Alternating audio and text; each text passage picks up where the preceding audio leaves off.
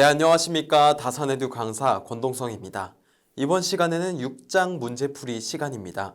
6장에서 배운 내용을 토대로 지금부터 저와 함께 한 문제씩 풀어보겠습니다. 1번 송전선로의 중성점을 접지하는 목적이 아닌 것은 우리가 중성점을 접지하는 목적은요. 과도 안정도를 증진하는 것도 있고요. 이상전압을 저감하는 것도 있겠고요. 보호계전기에 신속하고 빠른 동작을 하는 그런 목적도 있겠습니다. 그런데 1번 보시면 송전 용량의 증가는 이러한 중성점 접지와는 관계가 없습니다. 그래서 1번 골라주시면 되고요. 2번 중성점 비접지 방식이 이용되는 송전선은 우리가 비접지 방식은 저전압 단거리에서 사용한다고 했습니다. 그래서 중거리, 장거리, 장거리 다 아니고요. 저전압 단거리 송전선이다 라고 골라주시면 됩니다. 1번이고요.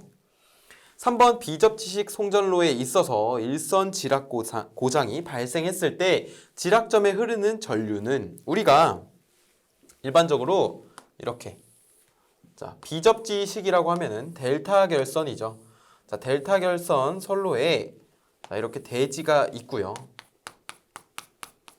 자, 이 상태에서 우리가 선로와 대지 간에 이런 식으로 여기가 정전 용량이라는 것이 존재했죠. 콘덴서가 존재했잖아요. 기억나시나요?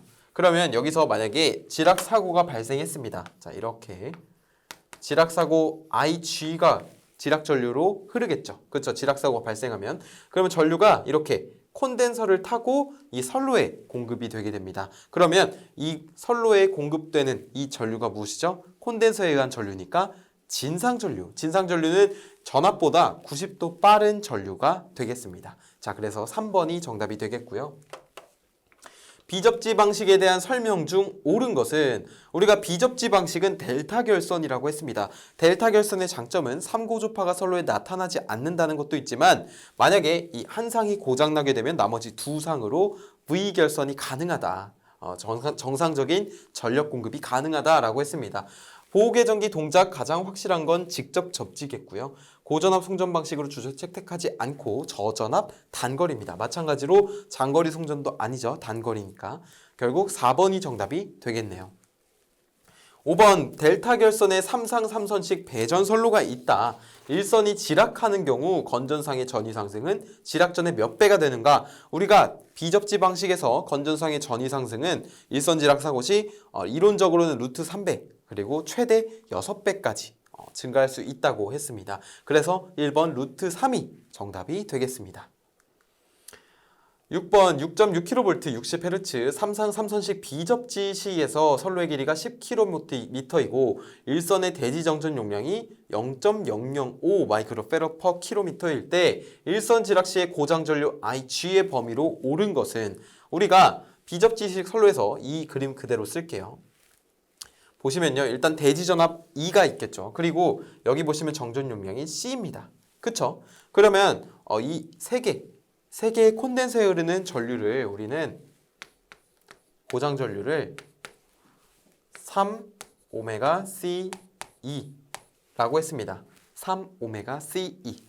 왜냐면은 잘 보세요. 하나에 흐르는 전류, 이거 용량 리액턴스잖아요. 하나에 흐르는 전류는 XC분의 2인데 자, XC 자체가 오메가C분의 1이기 때문에 이것은 오메가CE가 됩니다. 그쵸? 그런데 콘덴서가 커패시터가 3개가 있기 때문에 3ωCE가 되는 것이죠.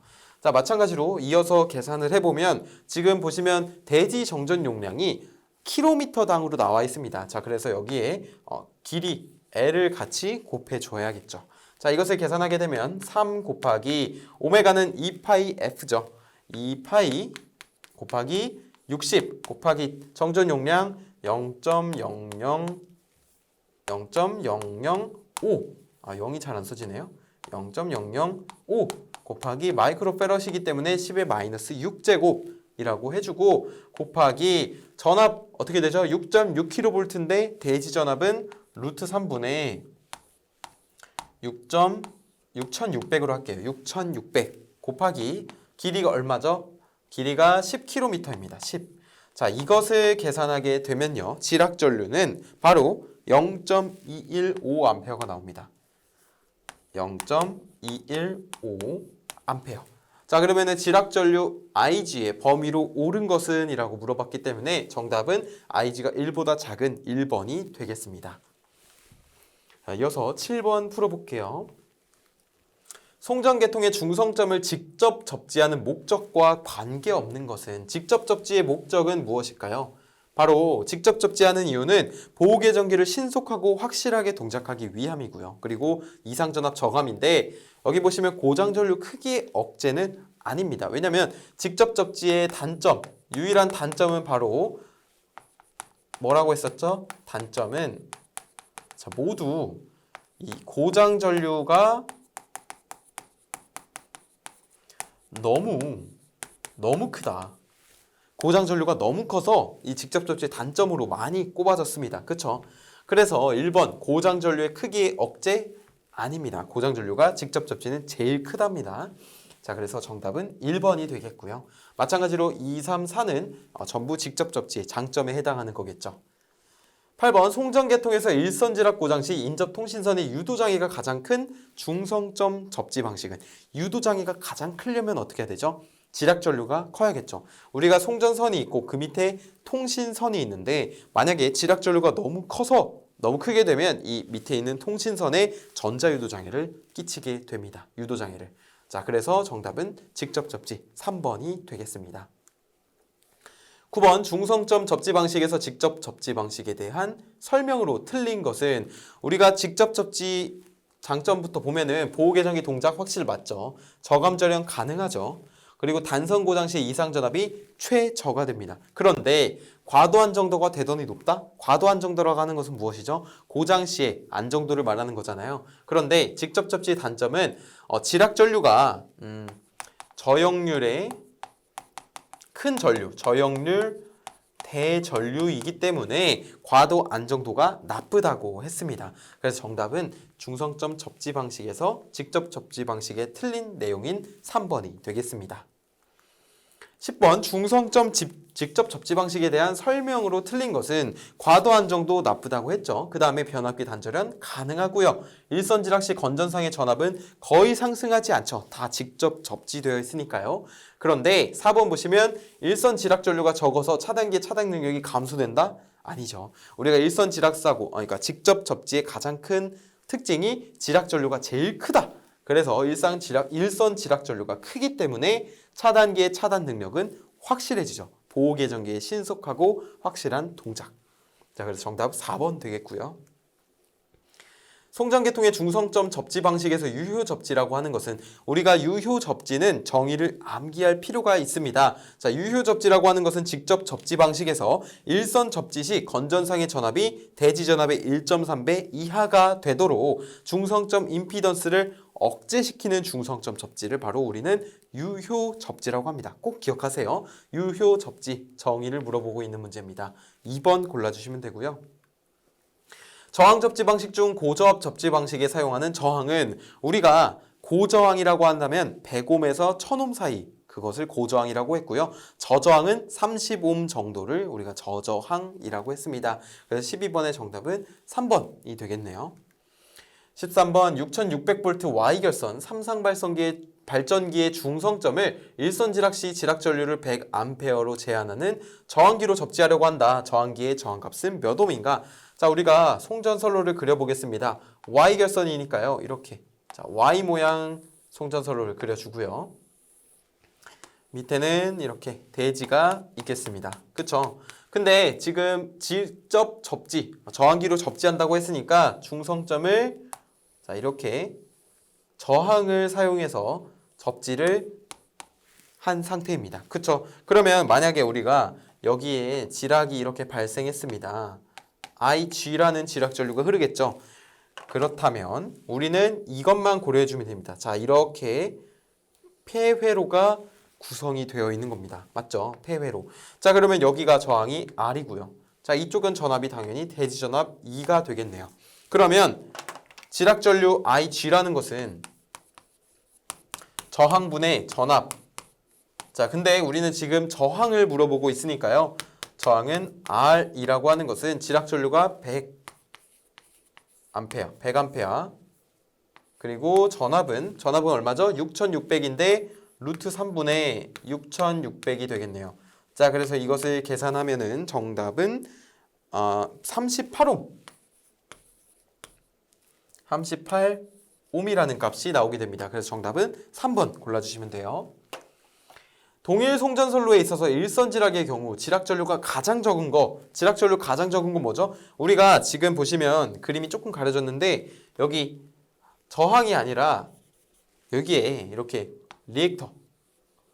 리액터를 연결한 요 접지 방식, 무슨 접지 방식이죠? 바로 소호 리액터 접지 방식이 되겠습니다. 소호 리액터 접지 방식은 이쪽에 대지 정전 용량이 이렇게 있다고 한다면 이쪽 3ωC와 3ωC분의 1과 소호 리액터 용량 WωL 있잖아요. ωL이랑 3ωC분의 1이 같다는 병렬 공진에 의해 지락 전류가 결국 0이다, 0에 가깝게 만든다라는 접지였죠. 그래서 지락 전류가 가장 적은 중성점 접지 방식은 소호 리액터 접지 방식이 되겠습니다. 정답은 4번이고요. 소호 리액터를 송전계통에 사용하면 리액턴스의 인덕턴스와 선로의 정전 용량이 어떤 상태로 되어 지락 전류를 소멸시키는가? 그림을 다시 새롭게 그려보겠습니다. 자, 이렇게 Y결선 똑같이 해주고요. 자, 이쪽 중성점은 코일을 사용해서 이렇게 대지에 접지가 되어 있습니다.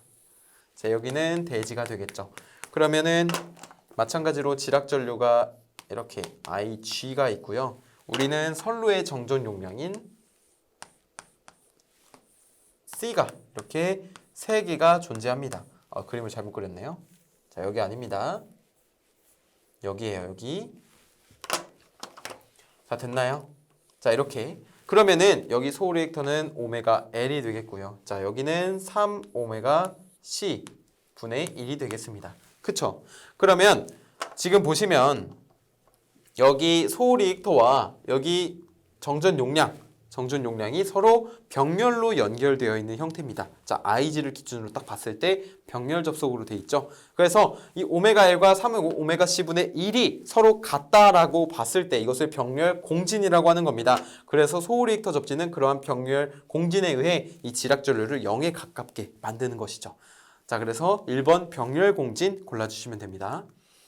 16번 송전선로에서 단선 고장 시 이상 전압이 가장 큰 접지 방식. 우리가 지락 전류는 소호 리액터 접지 방식이 가장 적다고 했습니다. 대신에 만약에 단선 사고가 발생하게 되면요, 이것과 이것이 같은 직렬 공진, 아까는 병렬 공진은 지락 전류를 0으로 가깝게 만드는 거고, 직렬 공진에 의해서 이상 전압이 가장 크게 되는 것이 바로 소호 리액터의 특징이 되겠습니다. 직렬 공진, 이상 전압이 가장 크다. 병렬 공진, 지락 전류를 0에 만든다. 0에 가깝게 만든다. 정답은 3번 골라주시면 됩니다. 17번 소호 리액터 접지 방식에 대해서 틀린 것은 소호 리액터 접지 방식은 지락 전류가 매우 작기 때문에요. 일단 1번 맞죠. 2번 전자유도 장애를 경감할 수 있다. 지락 전류가 작으니까 전자유도 장애도 0에 가깝겠죠. 3번 지락 중에도 송전이 계속 가능하다. 지락 전류가 0에 가깝기 때문에 이것을 고장으로 판명하지 않고 정상적으로 송전을 계속 지속하게 하는 것입니다. 4번 선택 지락 계전기 동작이 용이하다. 계전기 동작이 용이하려면 전류가 있어야 되는데 소호 리액터의 접지는 전류가 0에 가깝기 때문에 동작이 용이하지 않습니다. 그래서 정답은 4번입니다. 3상 1회선 송전선로의 소호 리액터의 용량은 우리가 소호 리액터의 용량은 자, ωL은 여기 3ωC분의 1과 같다고 했기 때문에 이 3선 1괄의 대지 충전 용량과 같다고 보는 것이죠. 병렬 공진. 정답은 2번 골라주시면 되고요. 송전계통의 중성점 접지용 소호 리액터의 인덕턴스 L은 단 선로 한 선의 대지 정전 용량 C라고 한다. 자, 보세요. 자, ωL은 아까 전에 3ωC분의 1과 같다고 했습니다. 그쵸? 그러면 이것을 L로 정리하게 되면은 3ω의 제곱의 C 분의 1이죠. 그런데 오메가는 2파이F입니다. 맞죠? 그러면 3 곱하기 2파이F의 제곱의 C 분의 1이죠. 그래서 정답은 4번 골라줄 수 있겠습니다. 삼상 삼선식 소리액터 접지 방식에서 일선의 대지정전 용량을 C, 상전압 E, 주파수 F라고 하면 소리액터의 용량은 몇 킬로볼트 암페어인가? 우리가 잘 보세요. 여기에 충전 전류가 흐르죠. 하나당. 그러면 여기를 전류가 IC가 흐른다고 해보겠습니다. 자, IC가 흐릅니다. 그쵸? 그러면 여기에 걸리는 전압은 대지전압 E입니다. 근데 이것이 몇 개 있죠, 지금? 3개 있습니다. 맞습니까? 3개. 자, 이거 지금 그러면 충전 용량은 QC라고 해서 우리가 충전 용량은 QC라고 해서 32IC가 됩니다. 맞죠? 그런데 IC라고 하는 것은 커패시터에 흐르는 전류, 즉 용량 리액턴스에 흐르는 전류이기 때문에 3,2의 오메가 C 2가 됩니다. 맞습니까? 오메가 C분의 1분의 2니까요.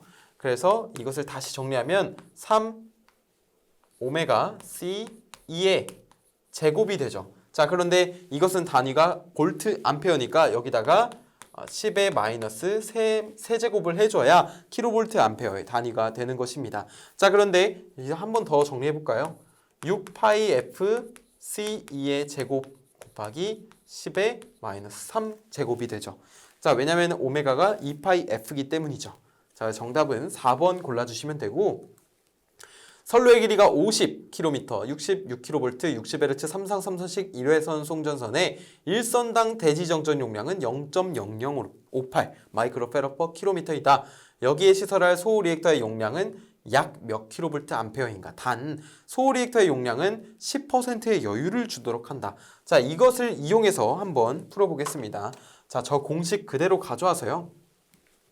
QC라고 하는 것은 6파이 FC2의 제곱으로 구했었죠. 이따가 10의 세제곱은 나중에 해주겠습니다. 일단은 볼트 암페어로 나타낸 거예요. 자, 이거 그대로 계산하게 되면은 6 곱하기 6파이 곱하기 주파수 60. 그쵸? 주파수 60. 그 다음에 대지정전 용량 0.0058 곱하기 10의 마이너스 6 제곱이죠. 마이크로페럿이니까. 여기에 길이가 50km. 그 다음 마지막으로 전압이 얼마죠? 66kV인데 지금은 대지전압을 물어보고 있으니까 루트 3의 66,000의 제곱이 되겠습니다. 맞습니까? 그런데 여기에 여유율 소호 리액터 용량은 10%를 주니까 1.1을 곱해줘야겠네요. 자, 이것을 계산하게 되면은 523.85kV 암페어가 나오게 됩니다. 그래서 이것을 반올림해서 약 얼마? 524kV 암페어다. 그런데 지금 제가 이 공식으로 구했잖아요. 그런데 이것은 2파이 FC V 제곱으로도 구할 수 있습니다. 자, 왜냐면은 이제 대지전위와 선간전압의 차이가 있기 때문에 이것을 똑같이 변형하면 이렇게 구해진다는 거. 자, 이어서 3번 고르면 되고요. 22번 보시면 한 상의 대지정전 용량 0.4 마이크로페럿 그리고 주파수 60Hz인 삼상 송전선이 있다. 이 선로에 소호 리액터를 설치하려고 한다. 소호 리액터의 공진 리액턴스는 얼마인가? 아까 전에 우리가 공진을 이걸로 구했습니다. 맞습니까? 오메가 L은 3 오메가 C분의 1. 그래서 리액턴스를 물어보고 있기 때문에 우리가 여기는 오메가 L을 그대로 구하는 겁니다. 오메가 L을. 왜냐하면 소호 리액터의 공진 리액턴스를 구하는 거니까요. 자, 오메가 L을 그대로 구해보겠습니다. 오메가 L이라고 하는 것은 자, 대입을 해보겠습니다. 3 곱하기 오메가는 2파이 F죠. 2파이 곱하기 60 곱하기 정전 용량 0.4에 곱하기 10의 마이너스 6제곱분의 1. 자, 이것을 계산하게 되면요. 2215옴. 10 아니죠. 옴이 아니라 옴 맞네요. 네, 맞습니다. 2215옴이 되겠죠. 자, 정답은 4번 골라주시면 되고요. 소호 리액터 접지계 통해서 리액터의 탭을 완전 공진 상태에서 약간 벗어나도록 하는 이유는 아까 전에 문제를 풀어볼 때 소호 리액터의 용량을 여유율을 10% 주는 거 기억나시나요? 왜 10%를 여유를 더 주냐면요. 만약에 오메가 L과 3오메가 C분의 1이 같다고 한다면 이런 것이 공진에 의해서 직렬 공진에 의해 이상전압이 발생하는 것을 방지하기 위해 우리는 소리액터의 용량을 여유를 주도록 하고 있습니다. 그 퍼센트는 약 10% 정도 됩니다. 그래서 정답은 4번 직렬 공진에 의한 이상전압의 발생을 방지하기 위함이다 라고 택해 주시면 됩니다. 24번 소리액터의 탭이 공진점을 벗어나고 있는 정도를 나타내는데 합조도라는 용어가 사용된다. 합조도가 정의되는 상태를 나타내는 것은 물어봤습니다. 우리가 합조도 공식에 대해서 먼저 적어보면 P라고 하는 것은 IC분의 I-IC였죠. 그쵸? 그것이 0보다 커야지만이 우리가 플러스라고 해서 과보상 또는 정이라고 했습니다. 그러면 결국 이 0보다 크다는 것은 분자가 0보다 크다는 말이 되겠죠. 그러면 다시 적어보면 I는 소리액터에 흐르는 전류이기 때문에 오메가 L분의 2 그리고 IC는 정전 용량을 통한 전류이기 때문에 3 오메가 C 2가 되죠. 그쵸? 그러면 다시 적어보면 오메가 L분의 2 빼기 3 오메가 C 2가 0보다 크다. 자, 그러면 이 3 오메가 C2를 넘겨볼게요. 오메가 L분의 2가 3 오메가 C2보다 크다. 자, 그러면 전압과 전압은 지워지고요. 결국 남은 건 오메가 L이라고 하는 것은 3 오메가 C분의 1보다 작아야 된다. 자, 부등호가 바뀌어야 되죠. 왜냐면 지금 역수관계에 있기 때문에 부등호는 바뀌어야 됩니다. 따라서 오메가 L이라는 거 하는 것은 3 오메가 C분의 1보다 작아야지만이 플러스, 즉 과보상이 된다, 정이 된다, 합조도가. 자, 그래서 여기 지금 대지 정전 용량을 CS로 나타냈네요. 자, 보시면 2번이 이 형태가 됨을 알 수 있죠. 그래서 정답은 2번 골라주시면 됩니다. 25번 보겠습니다. 25번 소리액터 접지 방식에서 사용되는 탭의 크기로 일반적인 것은, 자, 탭의 크기. 우리가 소리액터는 방금도 합조도가 정이 됨을 알 수 있었죠. 그래서 우리는 과보상을 일반적으로 사용합니다. 소리액터 접지 방식에서는. 자, 그래서 1번 골라주시면 되고요.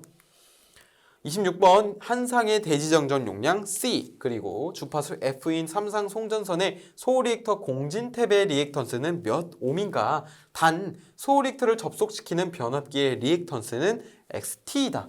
자, 우리가 송전선로가 이렇게 있습니다. 자, 송전선로가 이걸 그리기 전에 먼저 설명드리면 똑같이 이렇게 있는데, 자, 보세요. 여기에 접지가 되어 있죠. 접지가 이렇게 코일을 이용해서 여기 오메가 L이고요. 여기는 접지가 되어 있습니다. 그쵸? 그 다음에 여기에 정전 용량이 존재합니다. 정전 용량이 존재하고요. 이쪽에서도 정전 용량 존재하고, 자, 이쪽에서도 정전 용량이 존재합니다. 대지 정전 용량이. 자, 그 다음에 여기서 지락사고가 발생하는데 그 전에 실제로는 이 변압기, Y결선된 변압기에 이렇게 변압기에 리액턴스가 있다는 말이 됩니다. 한 상에 한 상마다 이렇게 변압기 코일이 감겨져 있는 것이죠. 자, 그래서 이것을 우리는 XT라고 하고요. 그런데 지금 3개 있으니까 3분의 XT가 됩니다. 3분의 XT. 그러면 아까 전에 소리액터 병렬 공진 기억나시나요? 오메가 L은 3 오메가 C분의 1이다. 그런데 실제로는 변압기에 리액턴스가 있기 때문에 오메가 L은 3분의 XT, 오메가 L 플러스 3분의 XT는 3 오메가 C분의 1과 같다. 자, 그래서 오메가 L이라고 하는 것은 3 오메가 C분의 1 플러스가 아니죠. 마이너스 3분의 XT가 됩니다. 자, 그래서 이러한 형태를 띤 2번이 정답이 되겠습니다.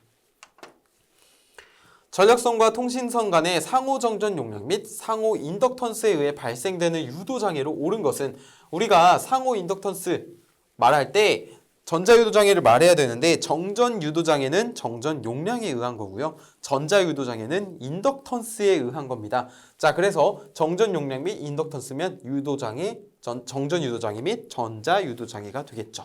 1번 골라주시면 되고요. 전력선 A의 충전 전압을 E, 통신선 B의 대지 정전 용량을 CB, 그리고 AB 사이의 상호 정전 용량을 CAB라고 한다면 통신선 B의 정전 유도 전압 ES는, 자, 제가 그림을 간략하게 다시 그리면요. 여기가 전이라고 해서 전력선이고요. 여기는 통이라고 하겠습니다. 통신선이죠. 그러면 지금 전력선과 통신선 사이에 상호 정전 용량 CAB가 존재하고요.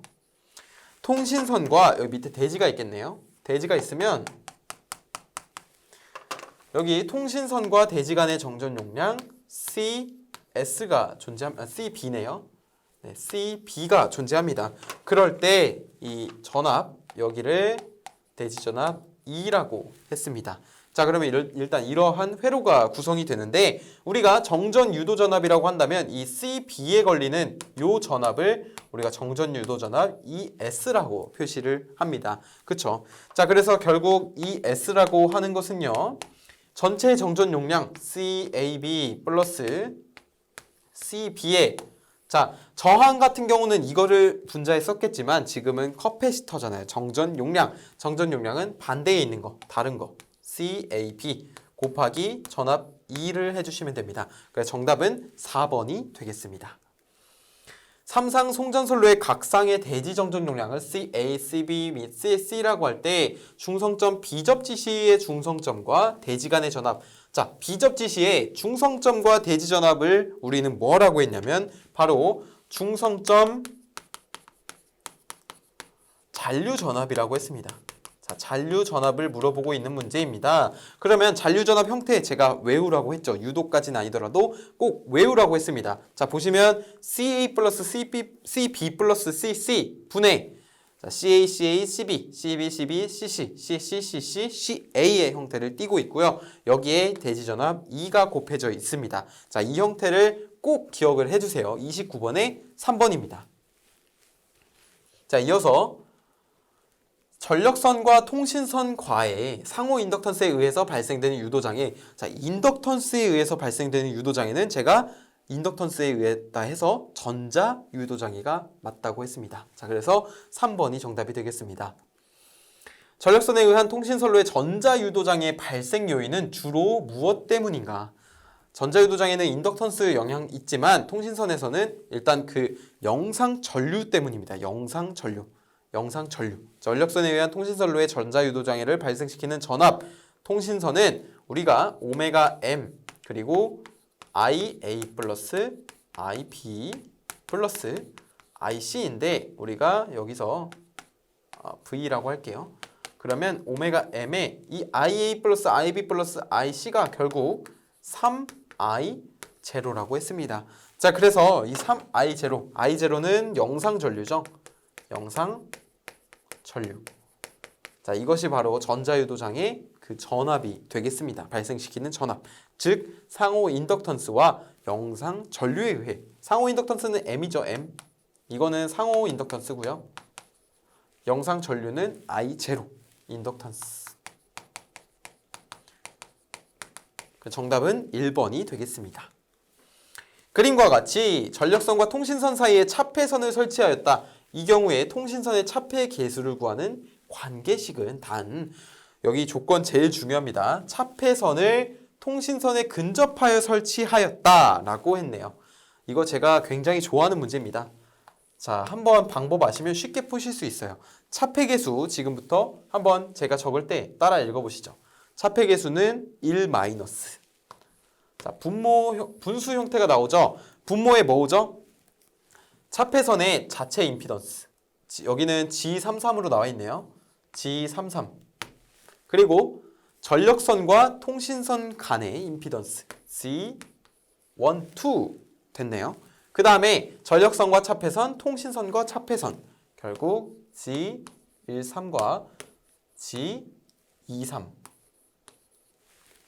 의 형태가 바로 차폐 계수를 구하는 공식이 되겠습니다. 그런데 차폐선을 통신선에 근접하여 설치한다 했습니다. 결국 차폐선을 이렇게 통신선에 근접하여 설치하는 거죠. 그렇게 되면 이 전력선과 차폐선 간의 그 임피던스가 결국 전력선과 통신선 간의 임피던스와 거의 같게 되는 겁니다. 자, 그 말은 무엇이냐? 전력선과 차폐선 간의 임피던스 G13과 전력선과 통신선 간의 임피던스 G12가 같게 된다. 그래서 이렇게 약분이 된다. 자, 그래서 남은 거는 뭐만 남았나요? 1-G33분의 G23이 남았네요. 그쵸? 그러면 이것의 형태를 띈 3번 K는 1-G33분의 G23이 정답이 되겠습니다. 32번에 3번이고요.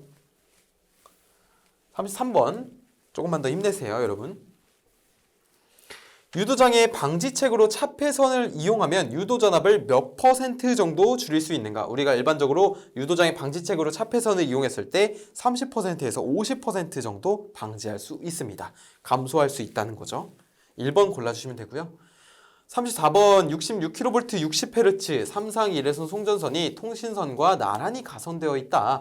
송전선의 일선 지락 사고로 영상 전류가 80A 흐를 때 통신선에 유기되는 전자유도 전압은 약 몇 볼트인가? 단 영상 전류는 전전선에 걸쳐서 같은 크기이고 상호 인덕턴스는 0.05ml/km이며 송전선과 통신선의 병행 길이는 40km이다. 우리가 통신선의 전자유도 전압 V라고 했을 때 이것을 오메가 M에 아까 전에 IA 플러스 IB 플러스 IC라고 했습니다. 그런데 오메가 M에 결국 이것이 무엇이냐면 3I 제로였죠. 근데 보시면 지금 상호 인덕턴스 M이라는 것이 단위 길이, 그러니까 킬로미터당으로 나와 있잖아요. 그래서 여기에 선로 길이, 병행 길이 L로 곱해줘야 합니다. 자, 이것을 그대로 계산하면요. 대입만 하시면 돼요. 오메가는 2파이F죠. 2파이 F는 60이었죠. 그 다음에 상호 인덕턴스는 0.05. 그 다음에 미리엘리이기 때문에 10의 마이너스 세제곱. 그 다음에 여기 3 곱하기 영상 전류는 80 곱하기 길이 40km. 되셨나요? 되셨나요? 자, 그래서 이것을 그대로 계산하게 되면요. 그대로 계산하게 되면 정답은 181V가 나오네요. 181V. 자, 그래서 4번을 골라주시면 되겠습니다. 이렇게 넘어가시면 되고요. 35번 가볼게요. 유도장애를 경감시키기 위한 전력선 측의 대책으로 틀린 것은 1번 고저항 접지 방식을 채용한다. 고저항이라는 것은 지락전류를 줄이겠다는 말이죠. 1번 맞고요. 2번 송전선과 통신선 사이에 차폐선을 설치한다. 차폐 효과를 키우는 거 맞습니다. 3번 고속도 차단 방식을 채택한다. 고속도라는 것은 신속하게 동작한다라는 말이죠. 그래서 3번 고속도 차단 방식 채택 맞고요. 중성점 전압을 상승시킨다. 이거는 옳은 대책이 아니 되겠습니다. 여기 밑에 전력선 측 대책 1번부터 5번까지 추가 설명 적어놨으니까 이런 내용 참조하시면 좋을 것 같아요. 4번 정답이고요. 전력계통 안정도는 외란의 종류에 따라 구분되는데 송전선로에서의 고장, 발전기 탈락과 같은 큰 외란에 대한 전력계통의 동기운전 가능 여부로 판정되는 안정도는 우리가 안정도에는 크게 세 가지가 있었습니다. 첫 번째 정태, 두 번째 과도, 세 번째 동태 안정도가 있었죠. 그 중에서도 이 과도 안정도는 바로 사고 시에 발생하는 그때 사용할 수 있는 안정도라고 했습니다. 그래서 여기 보시면은 지금 송전선로에서의 고장, 발전기 탈락 같은 것들이 다 사고이기 때문에 여기서 가능 여부로 동기운전 가능 여부로 판정되는 안정도는 1번 과도 안정도가 되겠습니다. 37번 정상적으로 운전하고 있는 전력계통에서 서서히 부하를 조금씩 증가했을 경우 안전운전을 지속할 수 있는가 라고 하는 능력을 무엇이라고 하는가. 우리가 정태 안정도는 결국 정상 상태를 말합니다. 자, 이것은 서서히 부하를 조금씩 증가했을 때 점진적인 증가가 일어났을 때를 말하는데 이때 사용되는 안정도는 바로 정태 안정도다. 그래서 2번 골라주시면 되고요. 38번 다음 중 전력계통의 안정도 향상 대책으로 볼 수 없는 것은 우리가 안정도 향상이라고 하면 일단 1번 직렬 콘덴서 설치가 있고요. 두 번째 중간 개폐소 설치도 맞는 답이 되겠고 그 다음에 고속차단 재폐로 방식도 맞습니다. 그런데 병렬 콘덴서는 역률 개선입니다. 역률 개선과 관련되어 있습니다. 그래서 이 전력계통의 안정도 향상 대책으로 볼 수 없는 것이죠. 한편 전력계통의 안정도 증진 방법에는 이렇게 계통의 직렬 리액턴스를 감소하는 방법이 있고요. 그 다음에 전압 변동률을 감소하는 방법, 아까 전에 직렬 콘덴서가 여기 직렬 리액턴스를 감소하기 위해서 설치하는 것이죠. 그 다음에 계통해주는 충격을 감소하기 위해서 소홀리에이터 방식과 고장 구간을 신속히 제거하는 방식을 채택할 수 있고, 발전기의 입출력 불평형을 감소시키기 위해 조속기 성능을 개선하고 제동 저항기를 설치하는 방법도 있습니다. 자, 그래서 39번 넘어갈게요. 전력계통의 안정도 향상 방법이 아닌 것은 안정도를 향상한다. 자, 이렇게 했을 때 선로 및 기기의 리액턴스를 낮게 한다. 맞죠? 그 다음에 고속도 제페로 차단기를 채용하는 것도 맞습니다. 그 다음에 고속도 AVR은 자동 전압 조정기라고 해서 이제 전압을 자동적으로 조정하는 거죠. 그것을 통해 안정도를 향상시키는데 사용한다 라고 할 수 있습니다. 그런데 중성점 직접 접지 방식을 채용한다 라고 했는데, 중성점 직접 접지 방식은 과도 안정도가 매우 나쁘다라는 특징이 있었죠. 그래서 3번은 옳은 답이 아니겠습니다. 그래서 정답은 3번입니다.